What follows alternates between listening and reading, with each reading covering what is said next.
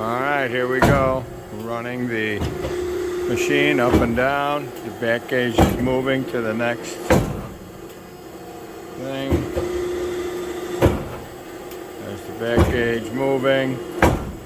There's that. You're running through a program? Alright, keep going. 8 inches. Now we're going to 7 inches. 6.99, 4.99. So that's the new control we've installed.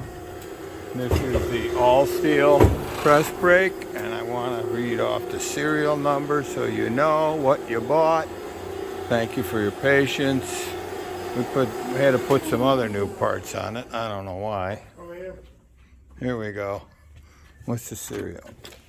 Here's the serial number. Sorry about that. This is a model 70-10, serial number 382. Thank you, John Meyer.